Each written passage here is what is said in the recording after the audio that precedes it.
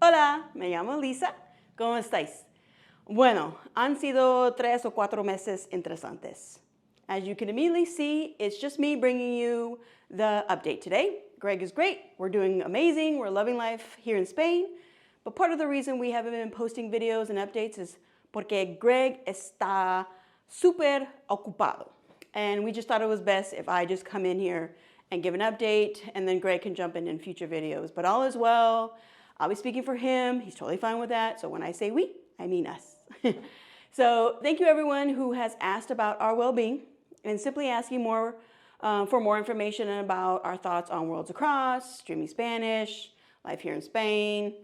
And on our last video, we updated you on our transition from solely comprehensible input to learning Spanish through a platform called Worlds Across.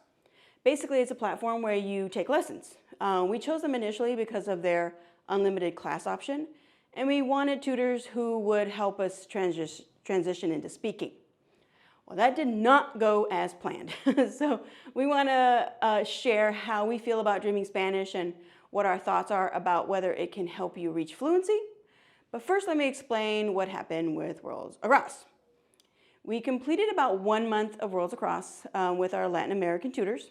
And as some of you know, we moved to Spain in February of 2024.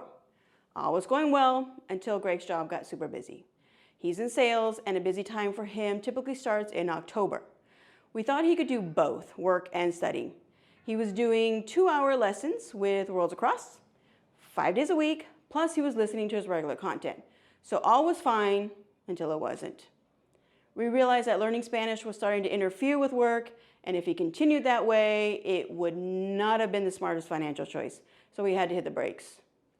While deciding to hit the brakes, though, it got us talking, assessing what we were doing to learn Spanish and what direction did we really want to go. So while assessing Worlds Across and trying to make the most of our time, we realized something. When in Spain, do what the Spanish do. Oye, antes de nada, there is absolutely nothing wrong with Worlds Across. Their tutors are great. For the most part, they were our speaking partners. A few taught grammar, but the ones we chose mostly we had conversations with during our 50-minute time slot. So it was good practice for us to start talking.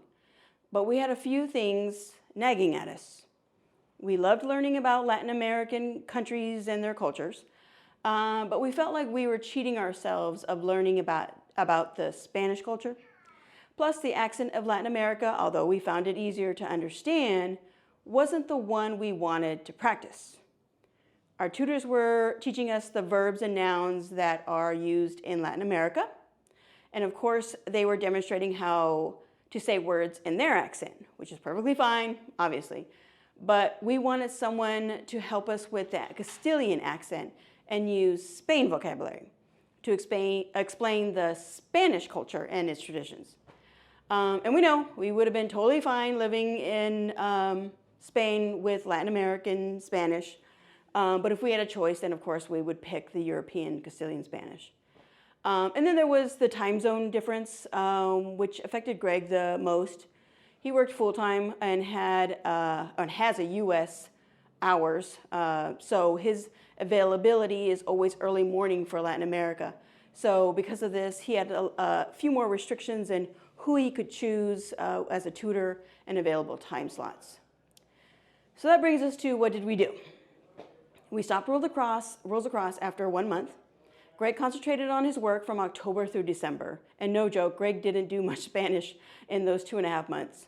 Almost nothing, besides our usual outings, talking to the camareros or gente en el supermercado. So no mucho. For me, as tribute, I kind of backed off as well. And I did stuff like language transfer, Professor Pablo, stuff like that. Now, somewhere around the middle of December, we started back up, but this time with a Spanish tutor from Spain. She was the tutor Greg found on Preply about 2 years ago. So it's been about 1 month since we have been working with our new tutor, taking 2 lessons a week. Greg and I have been hitting the grammar hard since then. Our teacher has been really focusing on past tenses, especially the pretérito perfecto, widely used here in Spain, and we have been watching tons of grammar channels like Language Transfer, Professor Pablo, Breakthrough Spanish, Spanish Unraveled, and BCM, U Spanish. So we've been working hard these last few weeks. Now for Dreaming Spanish. We logged in about 850-ish hours of input. To be honest, after we hit that 850-ish hours in September of last year, we stopped counting. My guesses were about 1,000 hours, más o menos. The big question, in our opinion, does Dreaming Spanish get you fluent? We don't know. Honestly, we didn't have the time to see.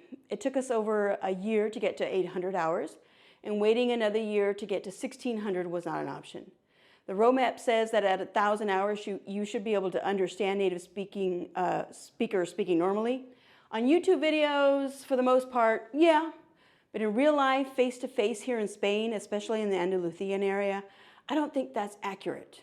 They talk fast, they have a unique accent, so not sure we agree with that part, at least for Castilian Spanish. It also says that by 1,000 hours, we're supposed to be conversationally fluent. I don't know about that either. Talking to friends, our tutor, okay. Talking to the public who don't have time for you to be all, lo compraba, no lo compré. No, ya lo compré. Meanwhile, they're like, wow, seriously. So I don't know. We don't have the luxury of time to solely watch videos and wait and see. At this point, we can say basic sentences, some complex. I can read and write better than I can talk. When we talk, we don't say stuff like filler things and plurals and stuff like that. We really want to get a good grasp of the tenses, the perfectos and the indefinidos, and we want to get beyond the basic speaking skills of, just English to Spanish. So we want to use the more complex verbs and get a good grasp of the language. So I don't know. I'm not sure if Dreaming Spanish can get you natively fluent without grammar lessons. Some people have done it. Greg believes that with enough hours, following the roadmap exactly as it's written, using crosstalk from literally the beginning, as Pablo recommends, then he believes it's possible. I don't know if I completely believe that. And I think that's why I did language transfer from almost the beginning. I think listening to those grammar lessons has made it a little easier for me to pick up speaking and writing in more complete sentences. Greg is starting from almost scratch with grammar, so at times it's feeling a little overwhelming, but I think regardless of your level, when you're learning grammar, it's like probably always overwhelming until one day it's not. So, and this is by no means a Dreaming Spanish bash. We absolutely love Dreaming Spanish and believe that without having that foundation of listening to the language, it would have resulted in yet another failed learning attempt, just like it has with all the other methods we've tried. I think because of the time we spent listening to Spanish before we moved here, we've been able to navigate our lives here in Spain. Podemos hablar con la gente en los cafés, tiendas de ropa, centros comerciales, oficina de correos, pandarillas, no sé. So if you're thinking about doing Dreaming Spanish and have the time, I would say keep doing it. We're still patrons of them, and we probably will be for a long time. It's definitely less stressful, less demanding, menos estresante, menos demanding, se me olvidó. But if time is of the essence, then we would suggest grammar lessons, either with a tutor or online classes. Now, if anybody wants to know what we're doing now, and just to get some ideas for studying techniques, Greg has scoured YouTube to come up with techniques that we're doing now, pulling from people who have successfully learned a language. Our strategy now is 2 grammar conversation lessons a week with our tutor. We wrote a story about how we met using our own words, and we worked with our tutor to fix any errors, and now we practice reading that story out loud every day. This helps with our speed and getting our mouths to do the right moves.